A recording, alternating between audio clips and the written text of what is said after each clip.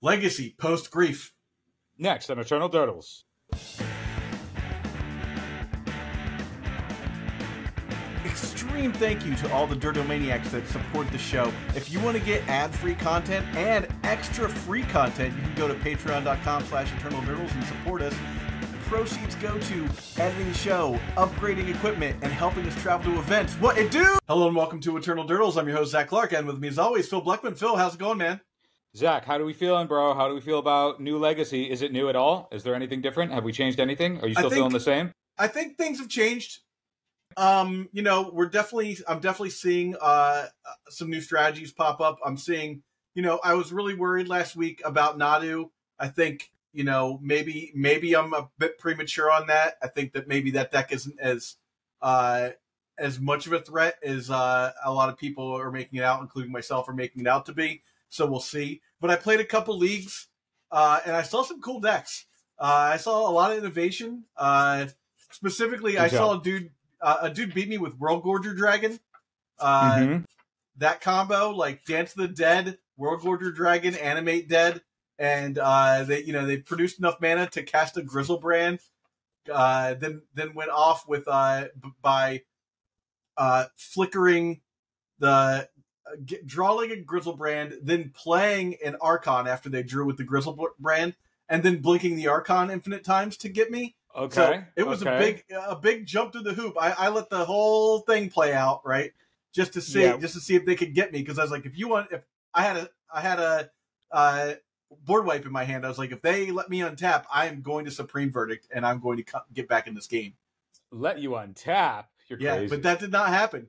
They were at 7 life exactly, so like they had to, there's no letting you untap. That'd be crazy talk. Yeah. Well, anyhow, I've been playing four color control now with Beanstalk, but I've also been messing around with the Jeskai control deck. That's like back to basics. Back to the basics. Back to basics. Let's go. Eternal Durdles is proud to be sponsored by Moxfield. Moxfield is the best Magic the Gathering deck building website on the internet. You can create, share, and find decks from Commander to Legacy and even fan-supported formats like Pre-Modern and Old School. You can see all of our decks on our Moxfield. Follow the links below to stay tuned. Has it been good for you? Let me tell you. So Tron, there's been like a Tron deck and an Eldrazi deck. Two different like a Cloud Post deck and an Eldrazi deck that have been there. I played against both of them. And you know what they hate? Playing back to basics and then slamming a Blood Moon down on top of it just to be sure. And then backing it up with a Force of Will when they try and cast Force of Vigor. It was chef's kiss. Chef's kiss on there. It's because so on Discord, one of the topics in the Blue-White X control deck thing is the back and forth about back to basics and how good or not good it is. Because a lot of the power in control decks, you can play back to basics if you're in a Wrath of the Skies style deck, which kind of pigeonholes you down one lane, and then you hope that your white cards have text in matchups. But then the other side of things, which becomes a little bit more tricky, is Prismatic Ending is really highly incentivized because Tameo exists now, and the combination of needing both Prismatic Ending to solve those otherwise permanents that beat you on 1 to 2 mana, so Council's Judgment looks really anemic in those positions, and also the fact that Mystic Sanctuary is just the best printing for control decks and Sensei's Divining Top, that you are much more aligned to wanting at least a third splash color to level up Prismatic Ending, and then also to play Mystic Sanctuaries, in which case back to basics gets a lot worse. So I'm interested to hear about how your experience has been, because it has been a current ongoing topic. I'm not sure if you know, because I don't know if you're in the... I'm not. Let me tell you, you don't want to be. You definitely don't want to be. We are all people just, Icarusing. We are Sisyphusing our way up the mountain with a boulder we'll never get over the hill. You're all trying to Daedalus, but you're actually Icarusing. I hear you. Yeah, you get it. Mm-hmm. So you actually would fit right in. Yeah. I got the Icarus tattoo right here, man. Yeah. Oh, okay, yeah. So you're already ready to go. You'll be like, guys, I have so much to talk about. It's a robot Icarus, Phil. Okay, yeah, even better. There you go. You're going to be the guy who's trying to get us to play Urza Saga in Control, and we'll just say, why are you here? So, yeah, on the topic of Mystic Sanctuary, it's something, like I have the physical deck here, and I was messing around with it, and I was like, man, could I play like two? Could I just like eke it out and try and cut maybe, a basic here and a duel there and like make it work, or maybe even like a fetch land and make it work. And I just don't think like, if you want to play back to basics, I don't think it works. And I'm even playing too, like, the deck is playing Harbinger of the Seas in the board, but I don't like Harbinger. I'd rather just be like, you know what? I'll play a third color. I'll play Blood Moon, and that solves the do I have enough red mana problem later on if I have to like cast what's called the deck only wins with Fourth Aerolingus. So that's also something I'm kind of iffy about. Like, you blue white mages, you love to just play like 2 win conditions in your deck and just like wait it out. Bro. I do not like that. That hurts me. Bro. 2 win conditions? Yeah, well. You want to glut your deck with a second win con? Well, your deck is all just 1 win condition, which is the deck itself. I mean, You're like, I cast 4. I'm over here. It's pretty difficult for me to accept playing a single win condition. Yeah. Let alone playing 2. Ugh. Yeah, I mean, I get that. 2 win conditions? Come on. No, not me. So in my board, I'm like playing, what is it? Aragorn, King of Mortals or something? I don't know. What's this guy's name? Aragorn, King of Gondor. King of Gondor. So I played that in my sideboard once for an event. It was for one of those like bigger side events at the, I guess it was an SCG or something or other. I don't know. It was a big side event. And I played it, and I was like, I don't care if I have to like learn the ropes on this card for like through this event. Like if I lose because I misplay this card or whatever, like I'm putting it through its rigors here in a competitive environment straight away. So I already had low hopes for the event that I was in, but I was like, I'm testing this guy out. And I can't tell you how many more games I lost for introducing the Monarch than games I won because I introduced the Monarch. Well, I mean, for what it's worth, Phil, I'm already introducing the Monarch with Fourth Aerolingus. All right, yeah. I mean, if that's the world we're in, Zach, I honestly just don't know. Like I'm playing it for cool value mostly, because it's just a cool card. But like, I honestly don't even know why I would want to include it. Like when is there a scenario where I'm like, oh, I need to have a 4/4 Vigilance lifelink when I could, I could play Triumph, and have lifelink, if I needed it, and it's so much, and it's that much harder for like a Delver deck to kill or something like that, Yeah, I think a problem that both a 4/4 lifelink Batterskull-esque looking dude and also, where Triumph actually I feel struggles right now is the lifelink on those bodies. Granted, your King of Gondor can make your shit unblockable and take the monarchy outside of combat, but as are the cards designed with those mistakes, they are incentivized to remove interaction as much as possible. So good on design for making it so that you don't give a shit about the other person across the table. Anyway, I'm not salty about it at all.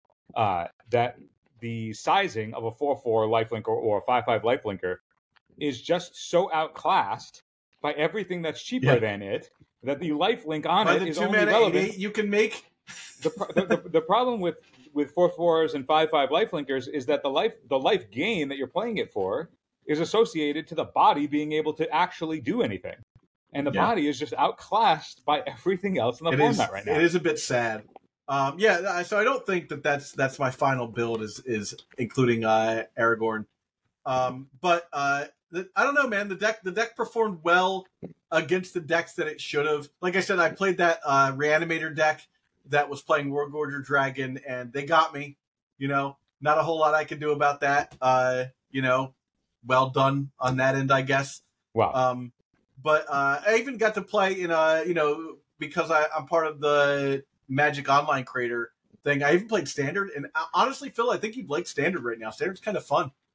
If there was a way that made it so that I didn't have to always be stuck with a card in my hand if I had it, I get that you can play discards, spells, and whatnot, but yeah, I would be interested. I've only heard good things about Standard as well, and I would be interested in playing it if there was easy access with a reason to play it. Like, maybe when they bring back the Spotlight series, you know. Give me, you know, like the reason I'm playing it is because they're offering a 5K like once a month for me to play it. Like, of course, I'm gonna like play for free, right?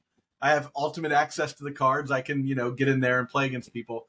I just played the top rated deck, the Domain deck, and I was like, wow, this deck's super fun. You know, you get to. Unfortunately, my very first match was the mirror, and like, you know, having not touched the format for 10 years, you know, playing a control mirror against somebody else who knew what they were doing was not great. No, man, we played it more recently than that. I recall us sitting on not the main stage, but the Vegas content last creator, year, right? The content creator stage at Vegas. Zach sleeved up Teamer Adventures, and I sleeved up Mind Splice Apparatus, Draw My Library every turn control. And you know, we had a grand old time on stage. People were hyped for watching you like just do the thing. Yeah, dude, we were doing the thing. I was drawing my library every turn. People were like, how does this guy win? And I was like, a singleton prolong the Phyresis that I draw my deck every turn and proliferate a ton, and everything's free, and we just go off. We go off. Yeah. Who knew I was a combo player? I bet y'all didn't listen. Nope. That was fun, and that's like, you know, I want to, you know, like I would play Arena if it weren't like just completely. It feels like such a money grab to me, like the like Hearthstone like style, like way that they make you build decks. I don't like doing that. That's why I like Magic Online, because like, you know, I can actually build a collection and then get rid of it when I don't want to, you know, don't want those cards anymore. You know, this is not an ad for Magic Online, but like they do sponsor us. And so, you know, I just prefer Magic Online for that. I do think that the UI for Arena is like pretty nice when you're playing, but like if you can't brainstorm fetch, like what are you even doing, you know? Yeah, brainstorm fetching is really important to me.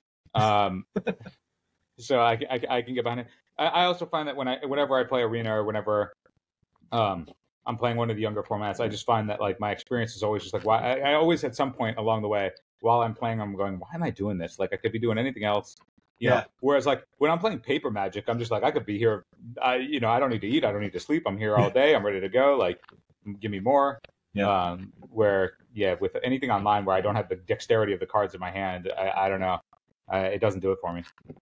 Speaking of eating and all that fun stuff, did you know that there's actual lobster rolls at LobsterCon, Phil? Actual lobster rolls at LobsterCon. Zach, what are you playing at LobsterCon?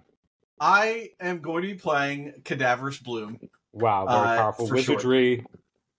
Yeah, I got in my like reps the other day with some friends, trying to figure out like if the deck can make it, and like I'm a pretty consistent turn 3, turn 4, go off kind of guy. So I just have to play around people playing Meddling Mage and naming like my win condition, which I may or may not switch up or play a second win condition, like play Drain Life and Caravex Torch or something like that. Yeah, maybe you switch it up. Maybe you just don't respect anything and go off, man. Maybe you just, you know, fuck it, disrespect everybody. Mm-hmm. Go in there. What are you playing? Doesn't matter. Cat Bloom you. I'll just cast Duress and not be able to choose your creature. There you go. What's the? You could play the discard spell where you look at their hand and discard a non-basic land. Encroach. Just encroach some people, dude. Make it just so that start off with encroach. Turn 1, encroach you. You don't play Magic. Isn't there a creature version of I don't know. Duress? Of course, I think it came out in the same set. Like, there's a creature version of every spell that makes the spell better because it's a creature also. They're like, man, would you like your spell to also be a win like condition? Duress, but it's like choose a creature. Oh yeah, probably. There's a discard spell for everything. Yeah, because there's whatever that like creature that like is a 1/1 for 2 mana that like looks at your opponent's hand and takes a card out, and you can play that. Yeah, as far as creatures are concerned. Fiend something, right? Fiend, yeah, something fiend. Skittering Mesmeric Fiend. Mesmeric Fiend. Mesmeric Fiend. There we go. That's the card. I know my pre-modern these days. Phil, have you figured out what you're going to be playing for LobsterCon? So here's my issue. Also, what does it say about the state of Legacy post-ban that we're just like, let's talk about pre-modern? Well, it's also because LobsterCon is coming up on the weekend of the 20th, and it is going to be very exciting. Yeah, so we got a lot coming up. My problem with so I have a love-hate relationship with pre-modern. Do you want me to get into it? Go ahead. Okay, so pre-modern is fun. Everything about pre-modern is great. Like, yes, there are clear, obvious power outliers, but the power outliers are power outliers paired with stuff that is bad and sucks because that's all that's available. And so all of the power outliers do powerful things with really underpowered things around it. It's like Reanimator, but the best thing you can get is a Verdant Force. Or your payoff is just like, okay, this game's going to go on for 5 more turns, right? Yeah. Like, as opposed to now where the games just end on immediately, you never untap. Yeah. So pre-modern is exceptionally fun. It's also a great refresher if you're ever feeling, I know we've said it before on the cast, but like if you're ever feeling down on Legacy and just sort of like, man, this all sucks, like the power creep just makes everything like broken and fast and like you just have no time to breathe or whatever. Pre-modern's a whole different beast. Like, yes, there are powerful decks in pre-modern, but like it feels like your decisions and the things that you do, it just feels like you have more agency in pre-modern, that your decisions matter, are more weighted in pre-modern because, you know, weirdly, there's a lot more brewing that can happen, you know? Yeah. Like, I lost to a dude who beat me with his own pain lands. It's pretty wild that when a format is not defined by just like egregious, overpowered things that are otherwise better than everything else, that like brewing can happen because you're not required to play one of those power outliers to win. So it's like, you know, in pre-modern, it's like you have Oath of Druids and you have Survival of the Fittest and you know, you have like Show and Tell exists, but there isn't really anything good to do with it. And Doomsday exists, but there isn't really a good way to pay it off. You know, Storm exists, but all of the good Storm payoffs are banned. Like Tendrils is banned and Necro is banned. And so there's a lot of space where you don't have to be like, oh man, I'm compelled to play, you know, Days Wasteland.deck if I want to do well, or I have to play Ancient Tomb.deck if I want to do well. You can. Ancient Tomb is legal in the format, by the way, but it doesn't really have a deck at home outside of like Stacks, which you can play. Tinker.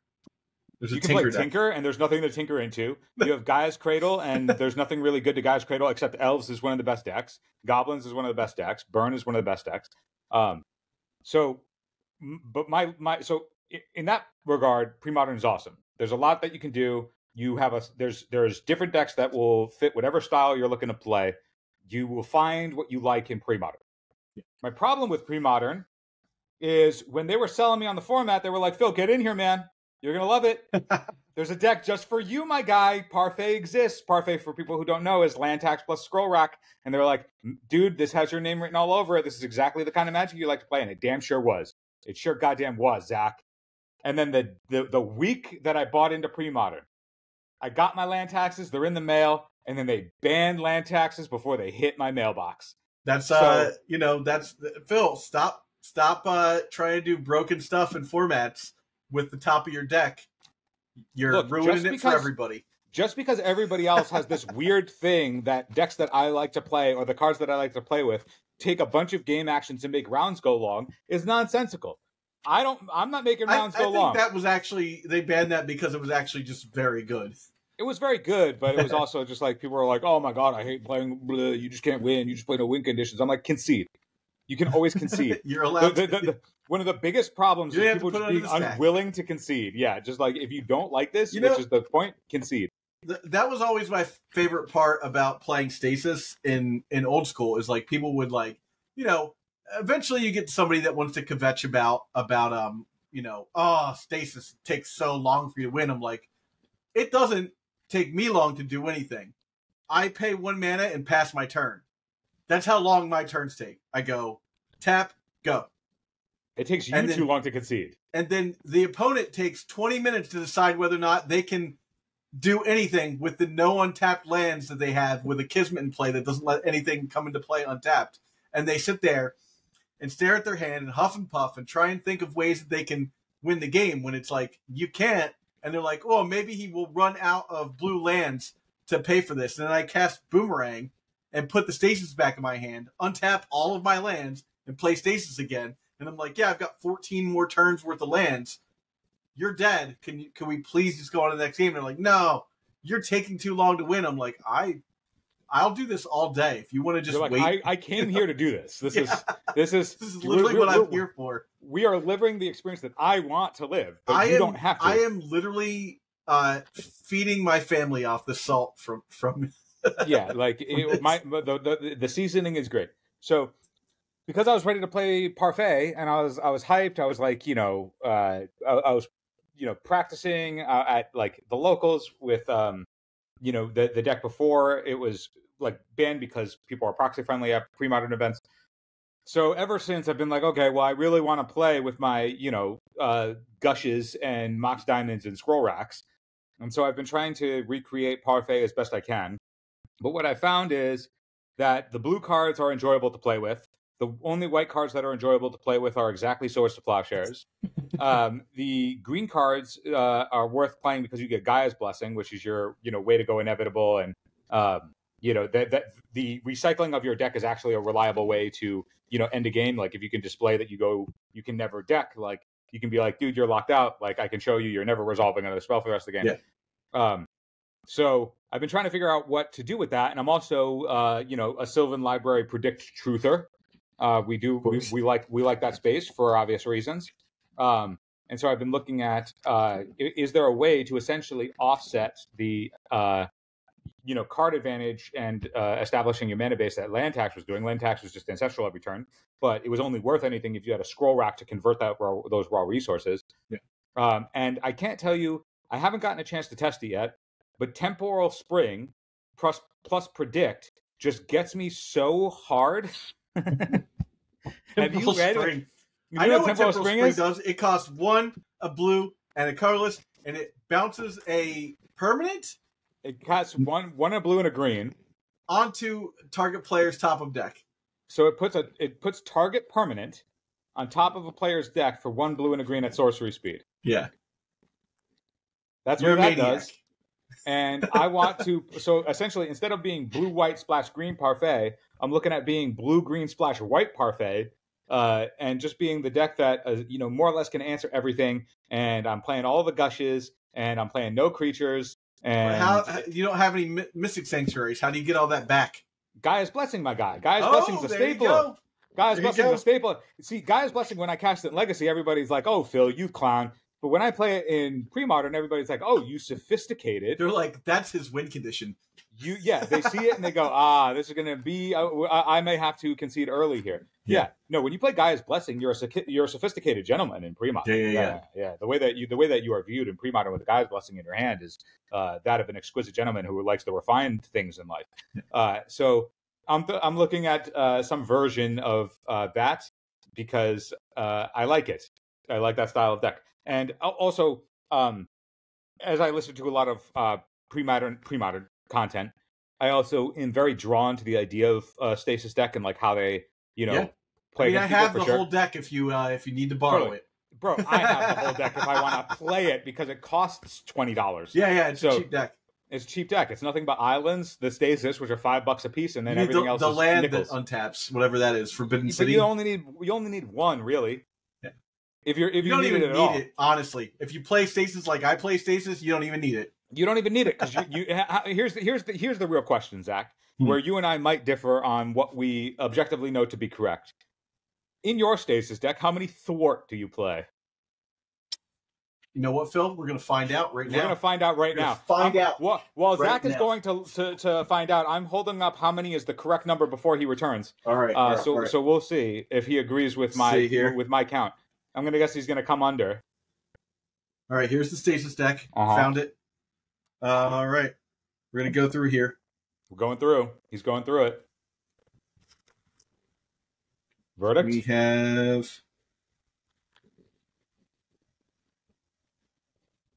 We have one. Okay, there's one. He's got one. He's on the board. We have 2.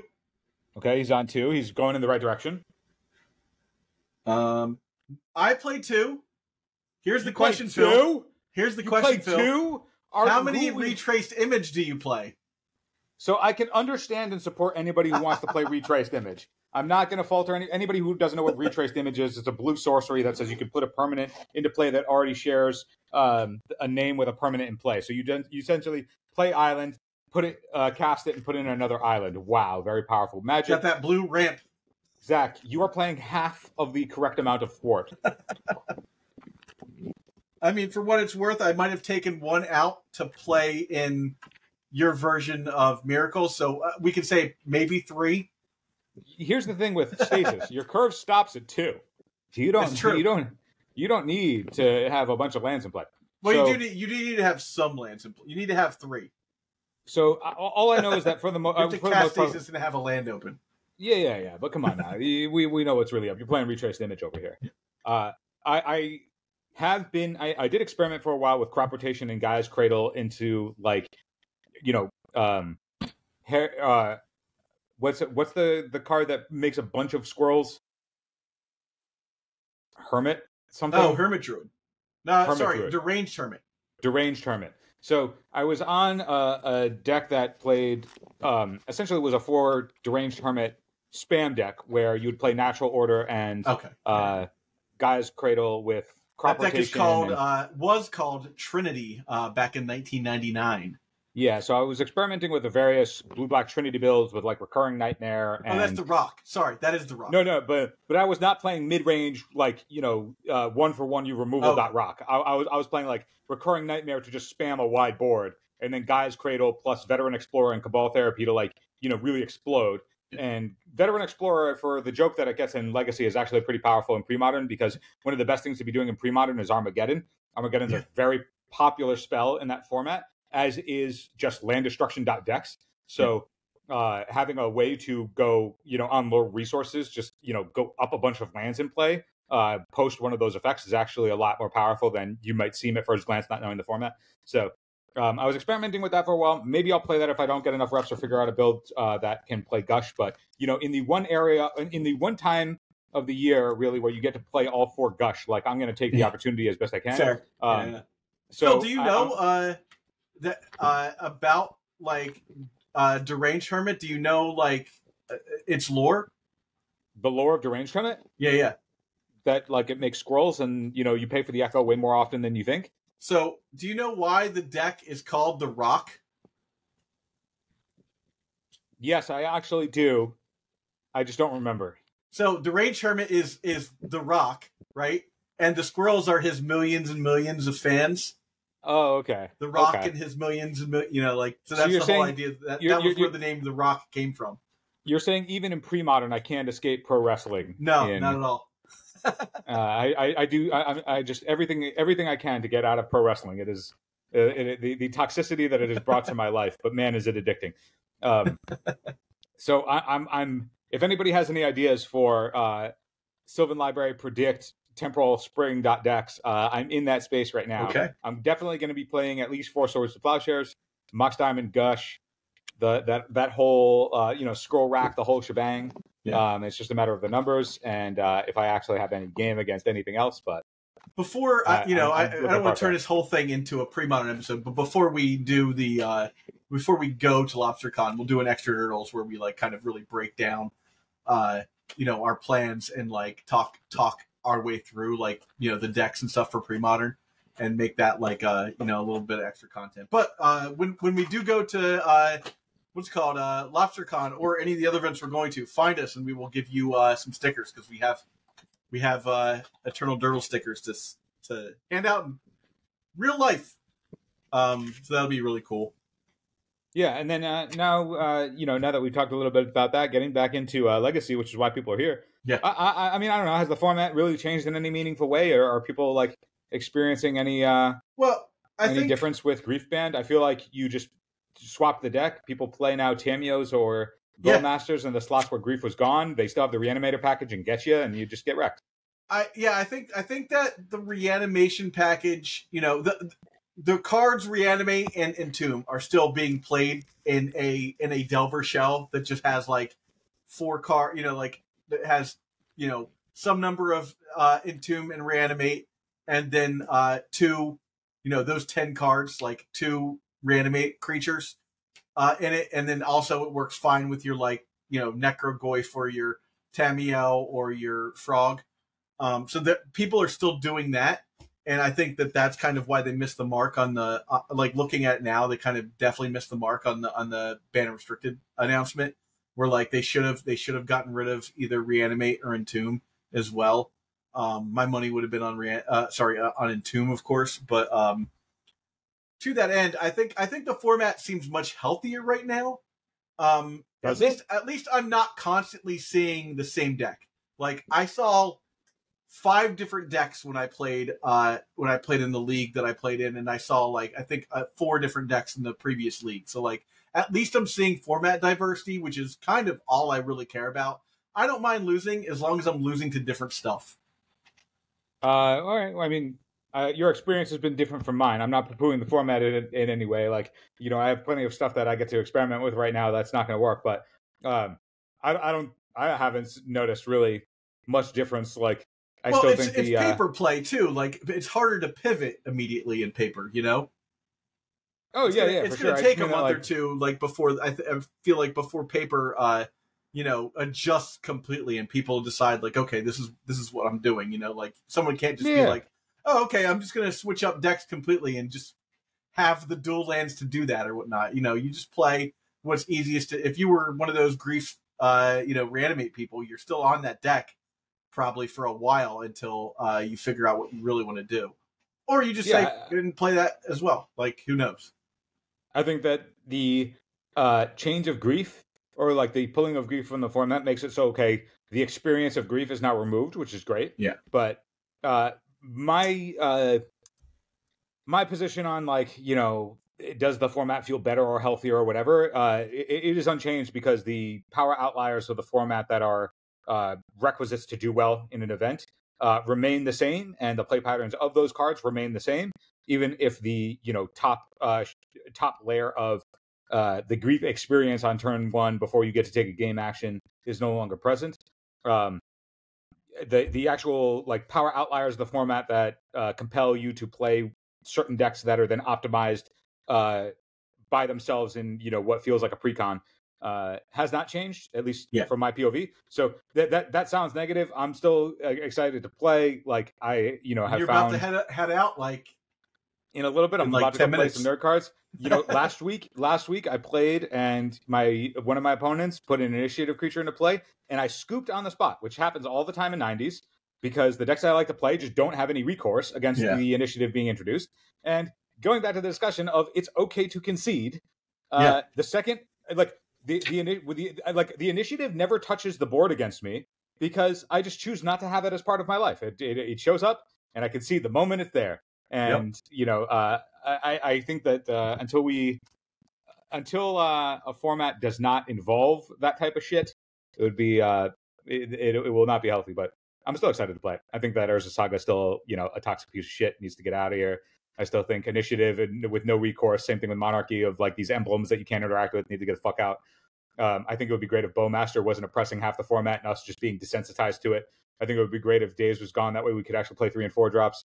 I think it would be nice if we had any overhaul to the format that wasn't just arbitrary power creep plus the cards that otherwise keep other things out of the format. Would be delightful. But I'm ready to sling, man. I'm excited. All right. Well, with that said, thank you everybody for watching.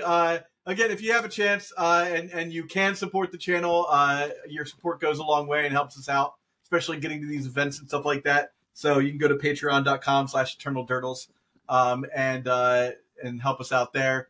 You'll get free bonus content, or you'll get bonus content which you've paid for because it's not free. And on top of that, we will catch you next week. Thanks everybody for watching. Before you go, I need some help. Please subscribe to this channel and do your part to help sustain the legacy content ecosystem. Just subscribing to this channel goes a long way to reminding YouTube that people love and support this format. Now, if you really want to go the extra mile, you should think about supporting us through Patreon. Both the links for subscription and Patreon are right here. And if you're listening on an audio format, you can go to patreon.com/eternaldurdles. Thanks so much for watching.